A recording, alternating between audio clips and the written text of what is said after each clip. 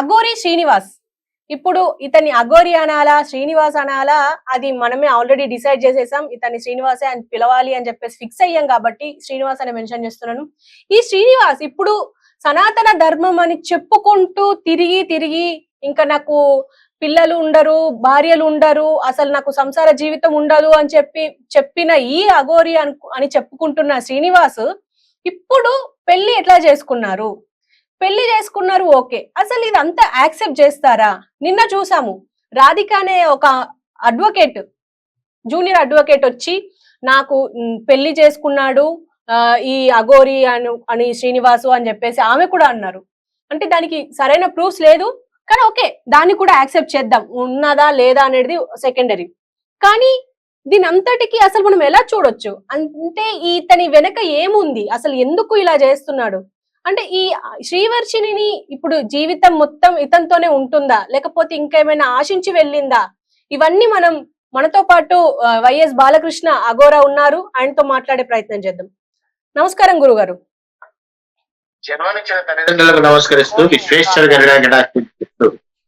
గురుగారు, మీరు చెప్పండి, ఇప్పుడు మనం ముఖ్యంగా ఈ అఘోరి అని చెప్పుకుంటున్న శ్రీనివాస్ ఎంత సంచలనం సృష్టించాడో మనం మొదటి నుంచి చూస్తూనే ఉన్నాము. ఇప్పుడు ఈ పెళ్లితో ఇంకొక మెట్టు ఎక్కేశాడు అందరి ముందు. అంటే ఇప్పుడు నాకు అఘోరిగా ఉన్నాడా లేదా అనే ఒక డౌట్ ఒకటి ఉంది.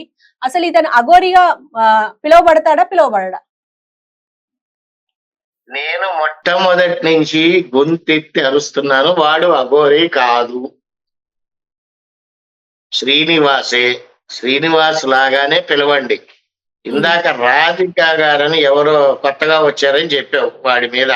అవును, ఆవిడ గురించి తర్వాత మాట్లాడదాం, ఫస్ట్ వీడి పెళ్లి గురించి మాట్లాడదాం. వీడు పెళ్లి చేసుకుంటాడా, ఇద్దరు కలిసి సంసారం చేస్తారా, చస్తారా, చావని. కానీ ఒక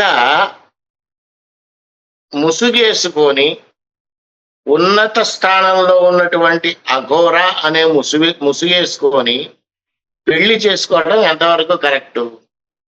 నీకు నువ్వు అవన్నీ రుద్రాక్షలు అవన్నీ తీసేసి మామూలు మనిషిగా నువ్వు పెళ్లే చేసుకుంటావో, ఉంచుకుంటావో, కాపురం చేస్తావో, కారులోనే ఉంటావో, నీ చావు నువ్వు చావు.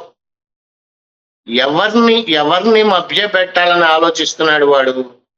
ఇక్కడ నాకు 3 పాయింట్లు కరెక్ట్ గా అనిపిస్తుంది. ఏంటంటేనమ్మా, ముందర హర్షిని నా కూతురు అన్నాడు. ఆ అమ్మాయి కూడా ఆవిడ నాకు అమ్మ అంది. అంటే తల్లికి తండ్రికి కూడా తేడా లేకుండా వావి వరసలు మర్చిపోయి కొత్తగా యూత్ అవుతున్నటువంటి సమాజంలో యువతకి ఈ దరిద్రపు ముండా కొడుకులు ఇద్దరు కూడా, అది వర్షిణి గాని శ్రీనివాస్ గాని, ఏం మెసేజ్ ఇద్దాం అనుకుంటున్నారు? వీడి గురించి 24 గంటలు నేను మాట్లాడినా, ఇంకో ఛానల్కి వెళ్ళి మాట్లాడినా, రిపీటెడే మాట్లాడాలి తప్పితే కొత్తగా ఏం మాట్లాడుతున్నాం? ఇక పెళ్లి విషయానికి వద్దాం. అసలు నేను నిన్న ఒక ఛానల్ లైవ్ లో చూశాను. పెళ్లి అంటే ఏంటో అర్థం తెలుసా వీడికి? First point.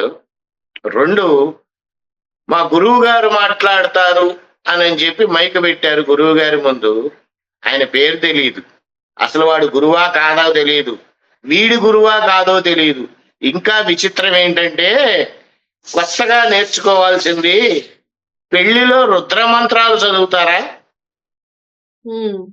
ఇంకా రుద్ర మంత్రాల్లో కూడా బూతులు చదివేరాళ్ళు. రుద్ర మంత్రం కూడా చేతగాని వాళ్ళు పెళ్లి మంత్రం మీరు గమనించండి, నేను చాలా గమనించాను. తాళి కట్టేటప్పుడు ఏ మంత్రం చదివాడు? సహజంగా జనాలకు అందరికీ, ప్రపంచంలో అందరికీ తెలిసిన మంత్రం మాంగళ్యం తంతున అనేనా, ఇదే కదా. వాడు చదివిన మంత్రం ఏంటమ్మా? ఓం నమో భగవతే రుద్రాయ, ఓం నమస్తే రుద్రమన్యవతో తైషవే నమః. ఇది కూడా సుస్వరంగా పలకటం చేత కాని వెధవలు వాడికి పెళ్లి చేశారు. ఇంకో పాయింట్ మీరు క్లారిటీగా నేను చెప్పింది అర్థం చేసుకుంటారు, మీకు తెలుస్తుంది కూడా.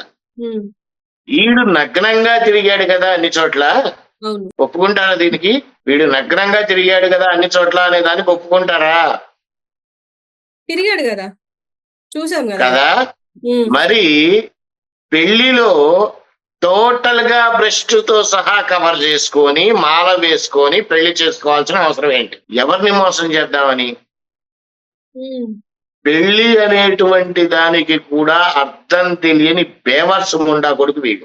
ఆడపిల్లని అనకూడదు అని నేను అనుకుంటున్నాను, కానీ అది కూడా దరిద్రం. తల్లిదండ్రులు ఈ వయసులో అనారోగ్యంతో బాధపడుతూ ఉంటే నాకు మీరు అక్కర్లా, నాకు ఇంట్లోనే తాళి కట్టాడు, రైట్, ఒప్పుకుంటా, తాళి కట్టాడు అంటే ఒక మనిషి ఎన్నిసార్లు పెళ్లి చేసుకుంటాడు? ఒక్కసారి. నాకు అర్థం కాలేదు అసలు. ఒక మనిషి ఎన్నిసార్లు పెళ్లి చేసుకుంటాడు? ఒకసారి చేసుకుంటాడు. కర్మగాలి మొగుడు చస్తే రెండో వివాహం చేసుకుంటారు, లేదంటే మూడో వివాహం చేసుకుంటారు. వీడు వరుసగా 3 సార్లు ఒకే అమ్మాయిని పెళ్లి చేసుకోవటం ఏంటి? ఒకటి దుర్గగుడిలో కట్టానన్నాడు తాళి, 2 మా అమ్మ దగ్గర కట్టాను అని చెప్పింది ఆవిడ, అదే దిక్కుమాలింది. 3 ఏదో పనికిమాలిన గుడిలోకి వెళ్ళి, అది ఏం గుడో అది ఆశ్రమమో అది తెలియని కూడా తెలియదు, అక్కడ కట్టించుకున్నాడు. అసలు వీడి వెనకాల ఎవరున్నారు? వీడు అమ్మాయిల్ని పెళ్లిళ్ళు చేసుకొని ఏం చేస్తున్నాడు? వ్యభిచార వృత్తిలో దించుతున్నాడా?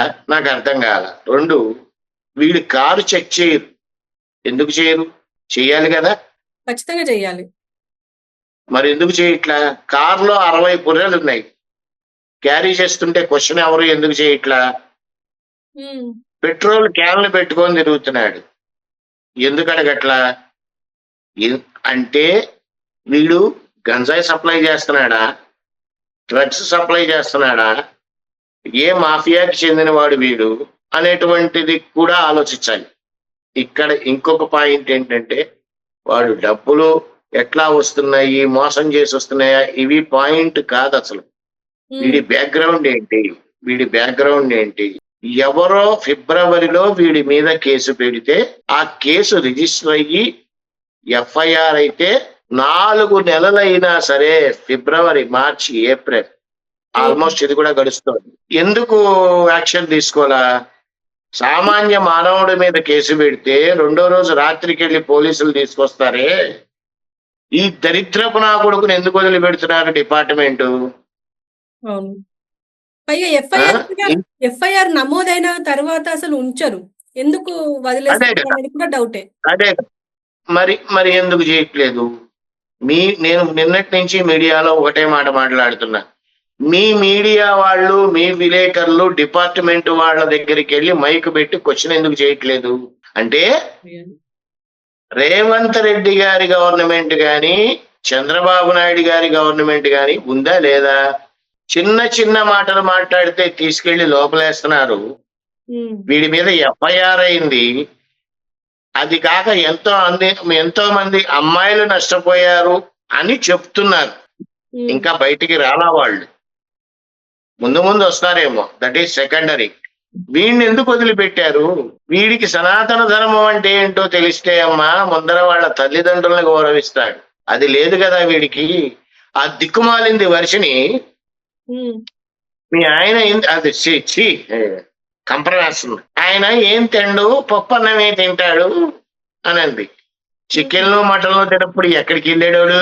నీ ఇంట్లో కూర్చొని బీర్లు తాగినప్పుడు ఎక్కడ చచ్చాడాడు? బర్గర్లు పిస్తాలు తిన్నప్పుడు ఏమైపోయాడాడు? నువ్వు వండి పెట్టే అన్నాన్ని తింటాడా వాడు? పప్పు తింటాడా వాడు? ఇలాంటి వాళ్ళని నడి రోడ్డు మీద ఉరి తీయాలి, ఇంక్లూడింగ్ వర్షినితో సహా ఉరి తీయాలి. ఖచ్చితంగా. అంతకు ముందు ఆ పాపని, చిన్నపిల్ల, 23 ఏళ్ల పిల్ల, చదువుకోవలసిన పిల్ల, వృద్ధిలోకి రావాల్సిన పిల్ల అని చెప్పి మనమే సింపతి చూపించాం. వచ్చి యదవ నాటకాలన్నీ ఆడి గేమ్ ప్లే చేసి మళ్ళీ వెళ్ళిపోయింది అంటే తప్పు ఆ అమ్మాయిలో లేదా? ఉంది, ఖచ్చితంగా ఉంది గురువు. జ్ఞానం లేని పిల్ల, సిగ్గుందా దానికి? పెళ్లి చేసుకున్నావు, బాగుంది, ఒప్పుకుంటాం. పిల్లలు కావాలి అని అంటే వాడికి స్పెరం వస్తుందంట, బయటికి చెప్పుతో కొట్టాలి. కడుపుకి అన్నం తింటుందా? ఇద్దరు కలిసి పెంట తింటున్నారా? తల్లి క్షోభ ఎలా ఉందో తెలుసా అమ్మా నీకు? చాలా నేను దారుణం గురుగారు, చాలా నేను దారుణం మీరు. వాళ్ళ అన్నయ్య హర్షతో మాట్లాడా. ఉమ్, ఎప్పుడు? నిన్న రాత్రి 12:30కి ఏదో పని మీద ఎక్కడికో వెళ్తున్నారు వాళ్ళు. మాట్లాడితే వాళ్ళ ఫాదర్ ఎండ్రిన్ డబ్బా తెచ్చుకుని తాగడానికి రెడీగా ఉన్నాడు. ఏం సమాధానం చెప్తామమ్మా మనం? దీనికి అంతటికి కారణం ఎవరు? మీడియా కాదా?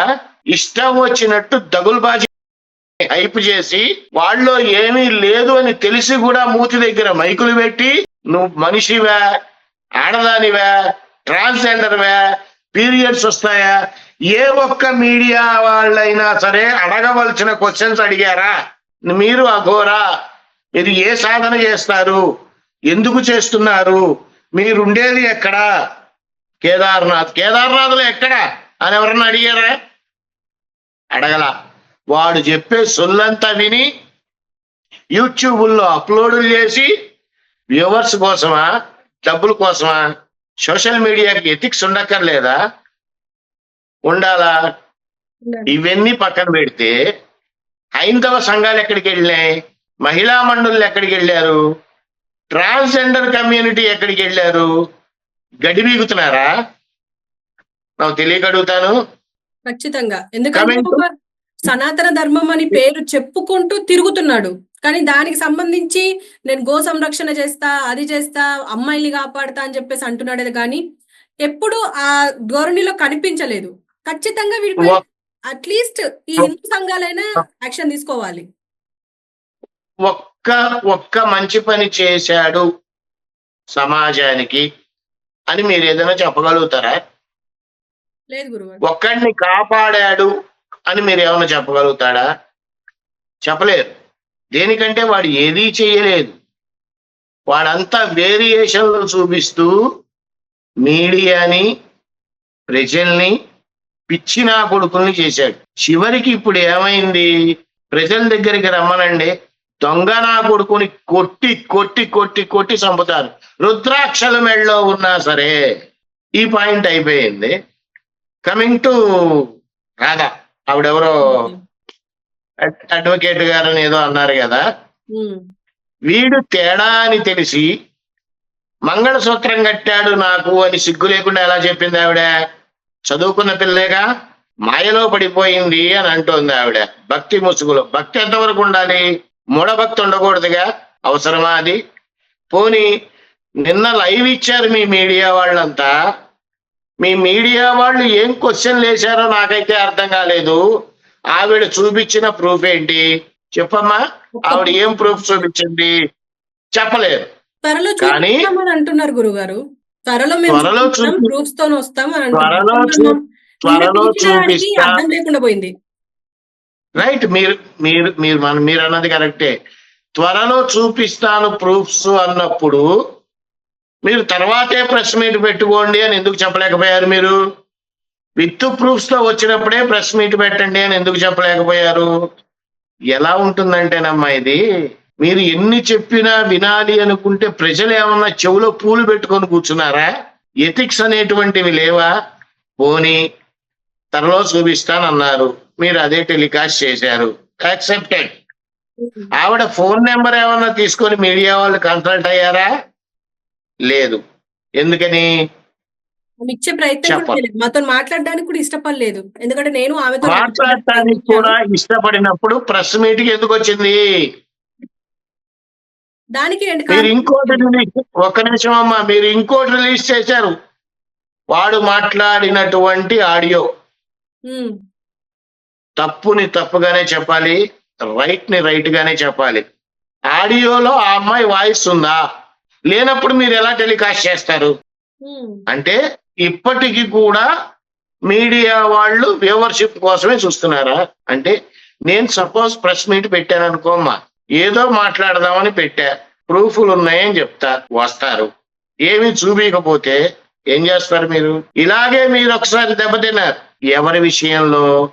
నాగరాణి నాగభవిత విషయంలో. ప్రెస్ మీట్ పెట్టినప్పుడు పొలోమంటే వెళ్ళారు కదా, ఏమి ఎవిడెన్స్లు ఇచ్చారు? ఏమి ఇవ్వలేదు.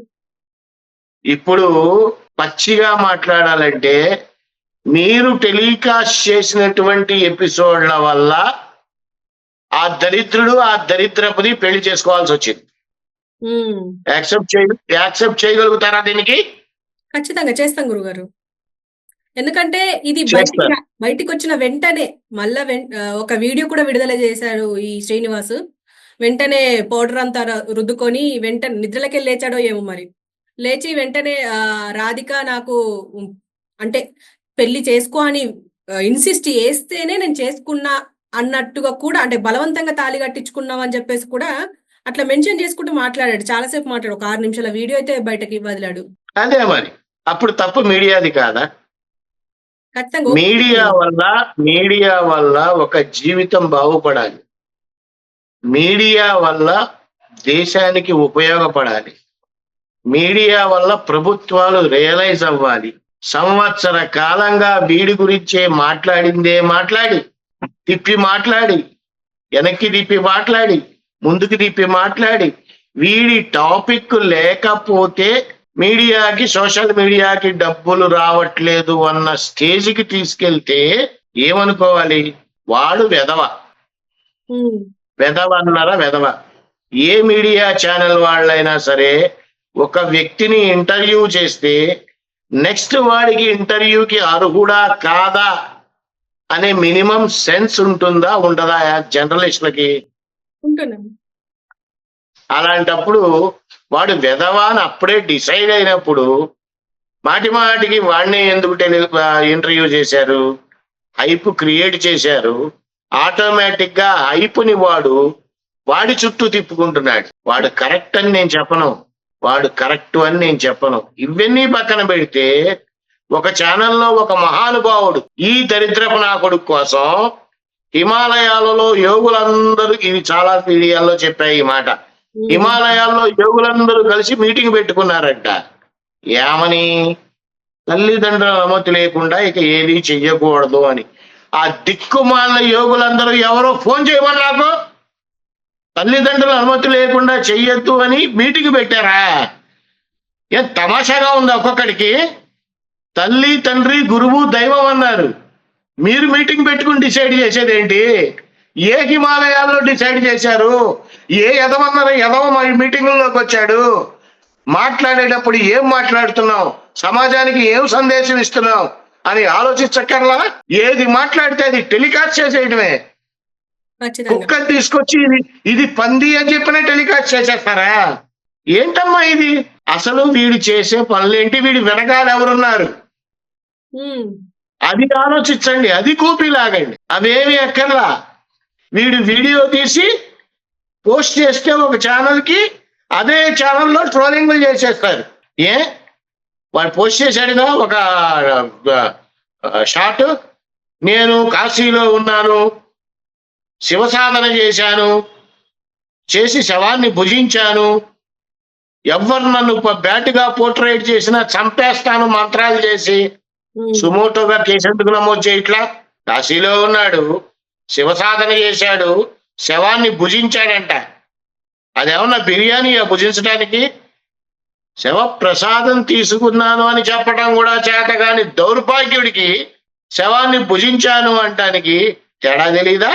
ప్లస్ వీడు చేసే సాధన శివసాధన చేశాను శ్మశానంలో ఉన్నాడు కదా, ఈ సొల్లు వీడియోలు పోర్ట్లో నుంచి పెట్టేటప్పుడు నువ్వు చేసే సాధన లైవ్ పెట్టచ్చుగా, అప్పుడు నమ్మేవాళ్ళేమోగా నిన్ను. ఎవరిని మభ్యపెట్టడానికి, ఎవరిని మోసం చేయటానికి ఎందుకు ఈ నాటకాలు ఆడుతున్నారు? ఇప్పటికైనా మీడియాలో ఈ నా కొడుకు గురించి బీప్ కూడా వేయొద్దమ్మా, నేను ముందరే చెప్తున్నా. బీప్ సౌండ్ కూడా వేయద్దు. ఇప్పటికైనా ఈ నా కొడుకుని మీడియాలో రిపీటెడ్ వీడియోస్ రాకుండా, వీడి గురించి అసలు ఫోకస్ లేకుండా మీడియా వాళ్ళంతా కూడా ముందర డిపార్ట్మెంట్ ని క్వశ్చన్ చేయండి. ఖచ్చితంగా చేస్తాం గురుగారు. ఎందుకు అరెస్ట్ చేయట్లేదు? ఎందుకు మహిళా మనులు బయటికి రావట్లేదు? ఎందుకు ట్రాన్స్జెండర్స్ బయటికి రావట్లేదు? ఎందుకు హిందూ సంఘాలు రావట్లేదు? ఎంతసేపు ముగ్గురు కూర్చొని మీడియాలో వీడి గురించి సంవత్సరం నుంచి మాట్లాడుతుంటే ఏమైంది అంటే, ఓవరాల్ గా మాట్లాడాలి అంటే డబ్బు ఉంటే ఏదైనా చెయ్యొచ్చు ఉమ్, అనే కాన్సెప్ట్ లోకి వచ్చేసారా? అంతే. ఏమైనా చేయొచ్చు డబ్బు ఉంటే. సో ఇప్పుడు కమింగ్ టు వెర్షన్, ఉమ్, ఈ అమ్మాయికి మందు పెట్టారా, మాకు పెట్టారా అంటే, నిన్నటి దాకా మొన్నటి దాకా నేను చాలా పాజిటివ్ గా మాట్లాడా ఆ పాప గురించి. అవును. నాకు ఇంట్రెస్ట్ లేదు మాట్లాడటం పాజిటివ్ గా. మందు పెట్టారా లేదా అనేది పక్కన పెడితే, ఈ నా కొడుకు దగ్గర ఉన్న డబ్బు చూసి వెళ్ళిందేమో అంట నేను. ఖచ్చితంగా అలాగే అనిపిస్తుంది కూడా. మరి ఉమ్, తల్లిదండ్రుల్ని వదిలేసి నువ్వు పెళ్లి, అసలు దాన్ని పెళ్లి అనర్లే గాని, పెళ్లి చేసుకున్నావు అని అంటే నువ్వు తినేది అన్నమా పెంట? డైరెక్ట్ గా వర్షిణినే అడుగుతున్నా. ఉమ్, లింగం లేని కొజ్జా నా కొడుకుని పెళ్లి చేసుకుని సిగ్గు శరం లేకుండా, మానవ అభిమానం లేకుండా వాడి స్పెరంతో పిల్లలు గంట అంటావా? తమాషా ఆడుతున్నావా వర్షిని? తోలు తీస్తారు. అసలు నిన్ను కూడా జైల్లో పెట్టాలి. నీ అంత ఫ్రాడ్, నువ్వు నీలాగా మోసం చేసేవాళ్ళు ఎవరు ఉండరు. ఉమ్, వాడికి మించిపోయావు నువ్వు. ఇప్పుడు ఇద్దరు కలిశారు కదా, ఇద్దరు కలిసి చేయండి మోసాన్ని. పీరియడ్స్ వస్తే కారులో విగ్రహాలు ఉంటే విగ్రహాల పక్కన కూర్చుంటావా? వాళ్ళు నీకు జెన్యూనిటీ కనపడిందా? నువ్వు చదివావు బీటెక్ ఎందుకు? నీకన్నా ఏబిసిడీలు నేర్చుకున్నాడు, బాగా మాట్లాడాడు. జెన్యూనిటీ స్పెల్లింగ్ చెప్పు. ఏం కనపడింది జెన్యూనిటీ వాళ్ళు? సిగ్గు శరం లేదా? ఇకపోతేనమ్మా మీరు మీ ఛానల్లో ఒక నెంబర్ డిస్ప్లే చేయండి. ఉమ్, చెప్పండి. వీడి గురించి ఇంకా ఎంతమంది ఆడవాళ్ళు ఇబ్బంది పడుతున్నా మా ఛానల్ ని సంప్రదించండి, మీ వివరాలన్నీ గోప్యంగా ఉంటాయి, మీరు ఒప్పుకుంటేనే టెలికాస్ట్ చేస్తాం అని చెప్పి డిస్ప్లే చేయండి మీ దీంట్లో, మీ ఛానల్లో. ఖచ్చితంగా చేస్తామండి. తెలియకుండా ఇంకా ఎంతమంది ఉన్నారో తెలియదు, ఇంకా ఎంతమంది బయటికి వస్తారో తెలియదు. అసలు వీడు ఆడవాళ్లకే తాళి కట్టాడా, మగాళ్ళకు కూడా తాళి కట్టాడా? అవును, అంటే మొన్న విష్ణుకు కూడా కట్టాడు అని అంటున్నారు కదా. ఆ విష్ణుతో పాటు ఇంకా ఎంతమందికి కట్టాడు? ఉమ్, చాలా మంది వాడి మాటలు విని మెంటలోడు అంటారు. వాడి మెంటలోడు కాదమ్మా, ఒంటి నిండా పొగరు, ఉమ్, ఒళ్ళు మదం, ఒళ్ళు బలుపు. ఆ బలుపు ఎక్కడి నుంచి వస్తుంది? సపోర్ట్ చేసే వాళ్ళ దగ్గర నుంచి వస్తుంది. ఉమ్, ఆ బలుపు ఎక్కడి నుంచి వస్తుంది? వీడి దగ్గర ఉన్న డబ్బు గురించి వస్తుంది. ఆ బలుపు వల్లే ఈ దిక్కుమాలింది వాడి దగ్గరికి వెళ్ళింది. ఇక ఎంతసేపు వాడి గురించి మాట్లాడినా చెప్పిందే చెప్పడం. అంగాన్ని శివుడికి ఇచ్చేశాను అన్నాడు. ఇది కూడా మాట్లాడిన టాపిక్కే. నేను అవును. బాగుంది, సూపర్, ఇచ్చేసాడు. మరి వక్షోజాలు ఎందుకు పెట్టుకున్నాడు? అమ్మవారి రూపం అన్నాడు. అది బాగుంది, ఒప్పుకుంటాం. అమ్మవారి రూపంలో ఉండి సిగరెట్ తాగుతావా? లేదు. నువ్వు ఎంతమంది అమ్మాయిల్ని మోసం చేశావో నీకు తెలుసు కాబట్టి మళ్ళీ లేనిపోని కేసులు నిత్యానందలాగా వస్తాయేమో అని భయపడి అంగాన్ని కావాలని తీయించుకున్నావా? ఇలా కూడా మాట్లాడొచ్చు తల్లి. ఓకే. ఇంకా నిత్యానందతో పోల్చడం చాలా తప్పనిపిస్తుంది. ఉమ్, ఆయనకున్నటువంటి జ్ఞానంలో వీడికి 0.5% కూడా తెలియదు. ఇలా మాట్లాడుతూ వెళ్తే ఎంతో మాట్లాడచ్చు. ఏది ఏమైనప్పటికీ వీడిని, ఆ వర్షిణి అనే దిక్కుమాలిన దాన్ని ఖచ్చితంగా అరెస్ట్ చేయాలి. ఖచ్చితంగా. తల్లిదండ్రుల బాధ వర్ణనాతీతం. అవును. పైగా ఎదవ బిల్డప్. కార్లు ఏవో చూపించి నిన్న పెళ్లిలో, ఈ కార్లన్నీ ఈ పెళ్లికి వచ్చినాయి అంట. వినేవాడుంటే చెప్పేవాడు శతకోడి సొల్లు చెబుతాడని ఉమ్, వీడు చెప్పేదంతా సొల్లే. కరెక్టే. పైగా అక్కడ ఒక గురువుతో మాట్లాడిచ్చారు. ఏమని? మీకు ఇష్టమైన పెళ్లి జరగటం అని గురువుని అడిగితే అవేమీ మాట్లాడకుండా ఆ గురువు ధర్మకో సురక్షా కరేగా, సనాతన ధర్మకో రక్షా కరేగా, ఇసిలియే హమ్ ఖుష్ హై అన్నాడు. ఇది అడిగిన క్వశ్చన్ ఏంటి? ఆయన చెప్పిన సమాధానం ఏంటి? పొంతన లేదు. ఆశీర్వదించడం కూడా శుక్రహో బేటి అని కూడా అల్లా ఆయన చేయిట పెట్టాడు, వదిలేశాడు. అసలు ఆయన ఏ గురువో తెలియదు. పెళ్లిలో రుద్రమంత్రాలు చదువుతారా? ఎరా నా కొడక శ్రీనివాసు, ఎవడికి చెప్తావురా నువ్వు? వాళ్ళు చదివిన రుద్రమంత్రంలో మొదటి ఒక్క లైన్ చెప్పు. అంతొస్తే ఏ ఇలా పొచ్చని ఉంటుంది గురువు గారు. అట్లీస్ట్ ఆ ఫస్ట్ లైన్ వచ్చినా ఇలా బిహేవ్ చేయడు కదా. ఫస్ట్ లైన్ దాకా వెళ్ళావబ్బా. నేను నిన్న ఒక మీడియాలో ఆ సన్నాసుని శుక్లాంబరధరం విష్ణుని చెప్పరా చాలల్లా. ఓకే, చిన్నపిల్లలు చెబుతారు, అవును. అది కూడా రాదు వాడికి. నాకు తెలిసి మన తెలుగు రాష్ట్రాల్లోనే వాడికి సపోర్ట్ చేసేవాళ్ళు ఉన్నారు. బయటకు వస్తారు, కంగారు పడక్కర్లా. ఉమ్, వీళ్ళంతా ఒక ముఠా.